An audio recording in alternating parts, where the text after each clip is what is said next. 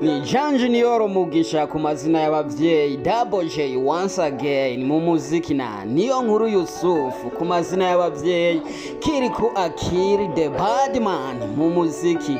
Aho ubona aba basore babiri bagize umugwi the Birman Boys, ejo bari mu Rwanda gutanga umunezero guys. Abanyarwanda n'abanyarwandakazi bararyohe, barasubira bararyoherwa, baravibinga guys kubera izi mpano zigendera z'abana b'u Burundi.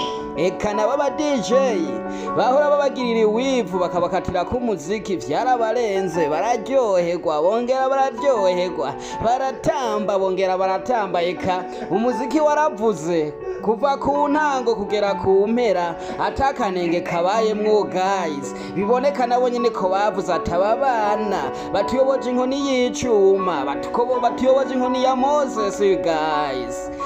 Abanyarwanda n'abanyarwandakazi bavuga bati kuva twabaho tukavuka tukangana uku ntitwari bwabona abana batanga vibe nk'aba bana bo mu Burundi guys.